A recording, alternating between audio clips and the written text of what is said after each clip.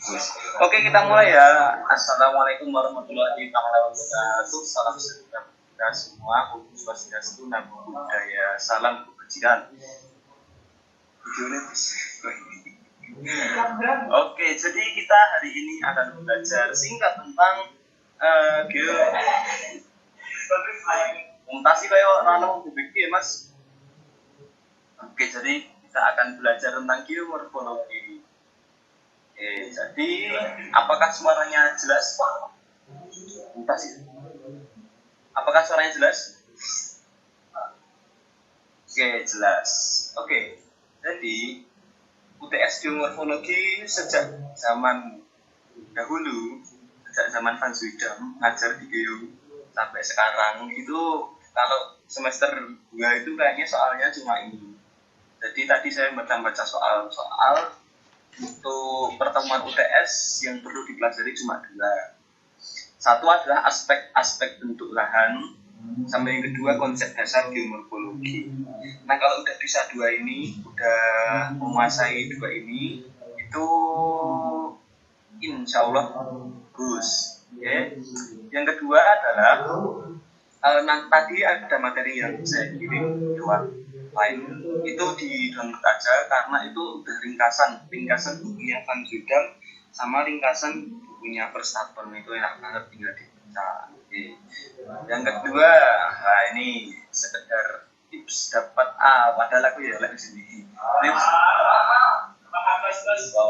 Tips dapat A, 1 rajin sembahyang, 2 kerjakan tugas. Tapi yang paling penting itu adalah yang ini, yang poin nomor 3.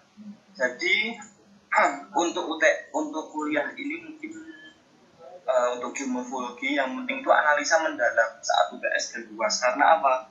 Karena pelajaran geomorfologi itu tidak seperti pelajaran MATLAB. Kalau MATLAB kan banyak teori, tapi untuk geomorfologi itu teorinya dikit, yaitu cuma ada 2 yang penting, cuma aspek bentuk lahan sama konsep dasar geomorfologi. Itu dipelajari semua pasti bisa. Jadi nanti mungkin untuk dapat nilai yang lebih itu analisanya lebih dalam aja, karena ini memang materinya beda. Gus, ora share konten bu Gus? Apa? Ora share konten bu? Oh iya lupa. Screen one. Udah belum? Sampun. Yang perlu dipelajari itu cuma 2, terus yang penting ini ya, merah-merahin ya. Oke, kita langsung ke ini. Sambil bahas UTS, itu teman-teman silahkan tanya bebas, di list aja, di list di chat, atau listnya di aja, listnya di grup WA atau di grup line, terserah ya, nggak usah di chat. Kalau di chat nanti takutnya ketimbun. Silahkan list pertanyaan di grup WA atau di grup line. Teman, pertanyaannya bebas, mau tanya apapun boleh. Nah, kita akan membahas UTS tahun kemarin. Nah, ini adalah UTS yang tahun kemarin, dan tahun-tahun sebelumnya pun polanya sama. Itu seperti ini. Yang pertama, pasti bakal ditanyain apakah aspek-aspek yang dikaji dalam geomorfologi. Yang perlu teman-teman perhatikan, ini mungkin sepele, tapi penting adalah ada command terms. Command terms itu kata perintah. Kalau yang diperintahkan itu apakah, berarti jawabannya cuma singkat. Kalau apa ya jawab apa. Tapi kalau disuruh untuk menguraikan, berarti jawabannya juga uraikan. Itu yang penting. Karena apa? Kalau menjawab apakah, ada orang yang jawabnya sedikit tapi tepat, sama orangnya jawab banyak banget tapi tepat, nilainya sama aja. Kalau apakah, yang penting apa gitu. Kalau sebutkan, kalau jelaskan. Oke, pertama, apakah aspek yang dikaji dalam geomorfologi? Nah, ini dihafalkan di dalam kepala sampai keluar kepala. Nah, itu ada 4 aspeknya, kan? Itu di PPT ada di Greenbank. Satu adalah morfologi. Nah, morfologi itu apa? Nanti. Yang kedua adalah morfostruktur, ada aktif pasif, morfodinamik, morfologi dan morfoaransemen. Kita langsung ke pertanyaan yang B. Uraikan aspek-aspek geomorfologi tersebut dengan contohnya. Ini sebentar. Nah ini dia. Oke. Nah, kita akan ke pertanyaan 1B. Sebelum menguraikan, kalau menguraikan berarti kita melihat satu persatu lebih detail.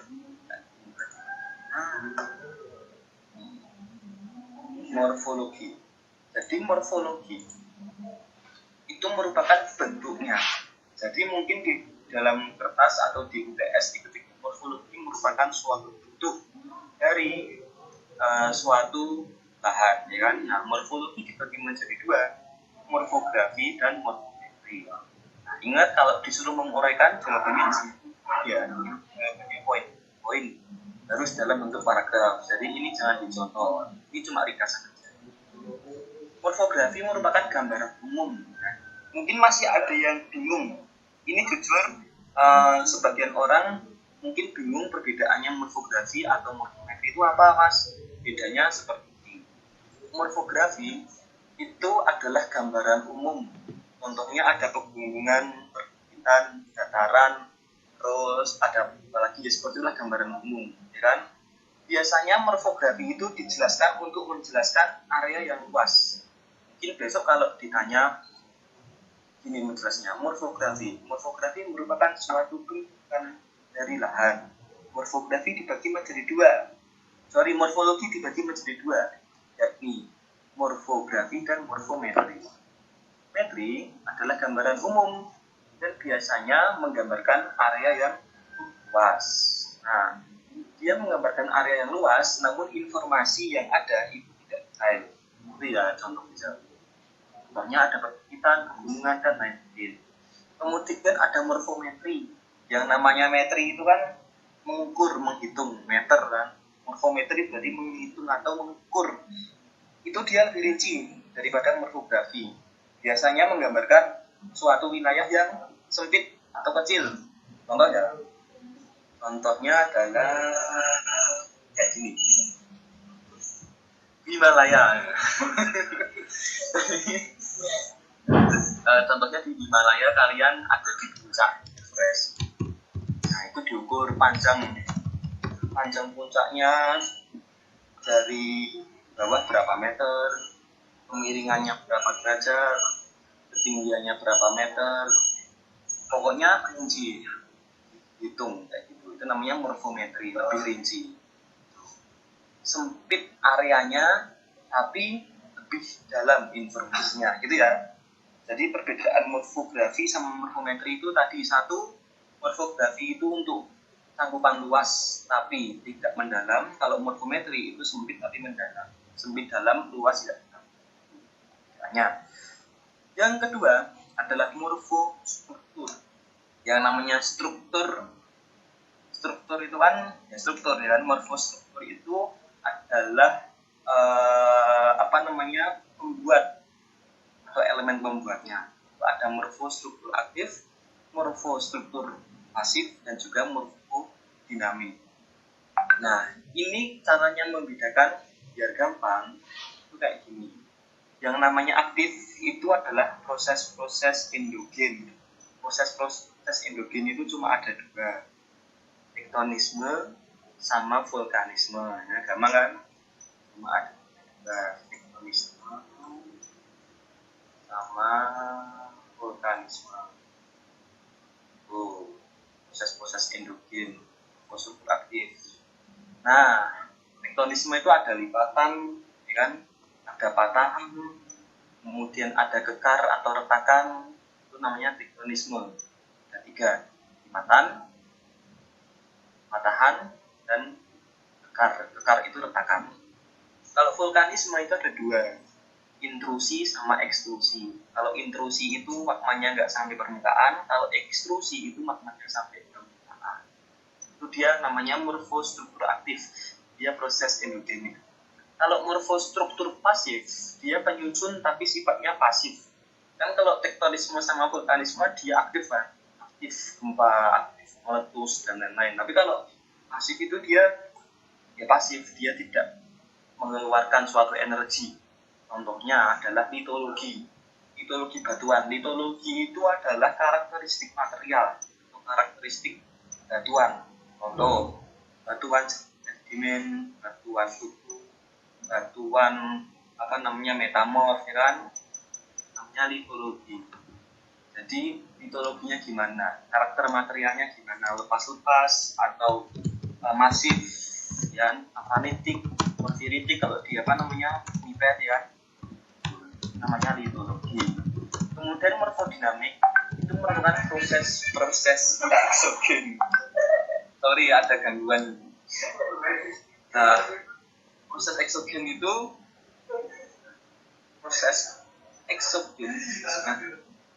maksimum partisipan 100. Caranya gimana nih maksimum partisipan 100?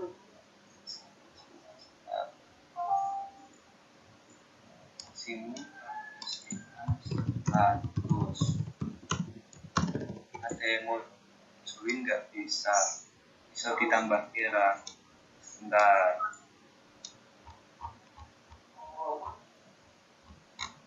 ya.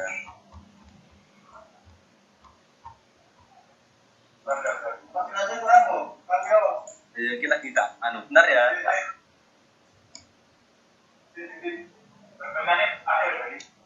Oh alah, sebentar. Evis, where are Evis? Ketemu jilid, tangguh webekan. Berapa? Dan loro. Mungkin ini. Oh iya, ini maksimal 100, saya nggak bisa nambah lagi, gimana teman? Mohon maaf banget. Oke, ya udah ya. Ntar bilangin ya, mohon maaf. Nah, video kok ini udah udah di video. Mantap cuy. Oke, lanjut ya. Selamat yang udah 100 menang. Lanjut. Nah, tadi pertama kita membahas morfologi atau bentuknya, kemudian morfostruktur atau penyusunnya, kemudian morfostruktur tadi aktif itu yang endogen, kemudian yang pasif itu material-material atau litologinya, dan yang ketiga adalah dinamik, morfodinamika atau dinamik, itu proses-proses eksogen. Ada apa aja mas? Nah, ada contohnya ya, ada erosi, ada sedimentasi, ada transportasi, ada pelabuhan. Namanya adalah morfodinamik. Jadi dia mengalami dinamika. Dinamika itu suatu proses perubahan, ya kan? Contoh batuan kalau terkena pelabuhan jadi kecil. Batuan kalau kena erosi, ya kan, nanti akan pindah dan dipaham? Itu ya. Terakhir adalah enggak terakhir sih. Ini adalah yang ketiga, morfokronologi. Morfokronologi itu berkaitan dengan umur. Nah, umur itu ada umur yang absolut. Absolut itu adalah umur yang pasti, dan yang kedua adalah umur relatif. Relatif itu ya relatif. Contoh umur relatif, UGM itu lebih tua daripada UII, namanya relatif. Terus Nadava lebih muda daripada Sto, nah itu relatif. Tapi kalau yang mutlak itu udah pasti. Contohnya ya, Gunung Merapi memiliki umur namanya 4 juta tahun. Nah itu kan absolut kan. Bumi memiliki umur 4,4 miliar tahun, itu kan absolut. Nah, umur-umur tersebut yang relatif itu paling umum diukur melalui hukum-hukum stratigrafi. Jadi biasanya gini sih saya kalau jawab. Jadi morfokronologi adalah pemberian umur pada suatu bentuk lahan, kan? Umur tersebut dibagi menjadi dua, umur relatif dan umur absolut. Dan umur relatif adalah umur yang memiliki patokan objek tertentu, kan? Seperti contohnya melalui hukum-hukum stratigrafi. Kemudian umur absolut itu adalah umur yang sudah pasti atau absolut. Jadi umurnya itu berapa, gitu ya. Kita langsung ke umur relatif. Contohnya ini ya.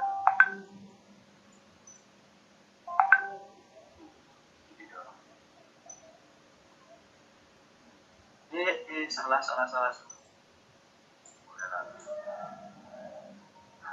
Hukum stratigrafi. Nanti dipelajari aja. Pertama, ada hukum namanya original horizontality, ya kan? Nah, semua itu pasti awalnya horizontal, tapi yang penting ini superposisi.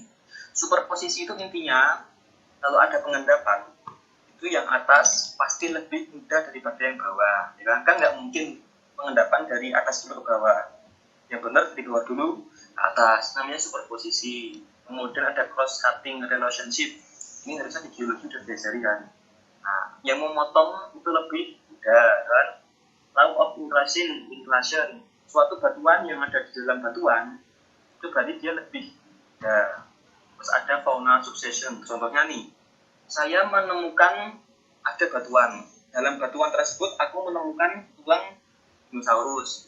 Terus aku menemukan batuan yang lain. Di dalamnya ada tulang kucing. Nah, kira-kira tuaan yang mana pasti lebih tua batuan yang mengandung tulang dinosaurus daripada batuan yang mengandung tulang kucing. Itu namanya fauna succession. Itu umur relatif. Oke? Dan yang keempat ada namanya morpho arrangement. Morpho arrangement itu adalah kaitannya dengan lahan-lahan di sekitarnya. Contohnya, Gunung Merapi itu memberikan suplai atau pasokan material ke Bantul. Ya. Gunung Merapi merupakan zona imbuhan. Zona imbuhan itu zona resapan air, ya. Dan airnya nanti akan mengalir ke kota Jogja terus ke Bantul. Namanya morpho arrangement. Atau contohnya bagi orang Boyolali, Gunung Merapi itu merupakan daerah atau suatu bentukan yang menyebabkan daerah bayangan hujan. Nah, itu namanya morpho arrangement. Hubungannya itu apa tuh? Contoh Gunung Kidul. Gunung Kidul itu Gunung Kidul. Ya mana lah kan Gunung Kidul ya. Nah, coba. Oke. Sekarang kita langsung contoh kasus saja. Ini contoh menjawab soal ya. Nah, contoh menjawab soal. Nah, tadi soalnya adalah gini. Uraikan aspek-aspek dengan contohnya. Jadi, boleh kalian menguraikan aspek baru contoh, boleh juga menguraikan semua baru dikasih contoh. Kalau biasanya aku jawabnya saya uraikan dulu, baru tak kasih contoh. Tapi contohnya itu secara berkesinambungan. Ini contoh ada Gunung Merapi, terus ada mall, ya kan, Amplas, terus di sini daerah Sleman. Nah, kita bilang morfografi dan Merapi di Yogyakarta adalah pegunungan.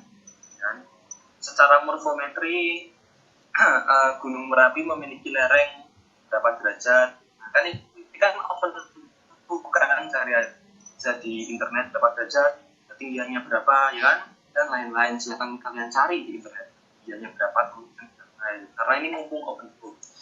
Terus secara struktur, Gunung Merapi merupakan hasil dari proses vulkanik, kan, yaitu naiknya magma ke permukaan atau ekstrusi. Kan? Gunung Merapi adalah gunung dari tipe stratokvulkano yang memiliki jenis magma intermediate, bla bla bla, gitu ya. Analisanya yang mendalam, biar Pak Guru atau siapa dosennya kalau membaca tersebut, Pak Guru habis.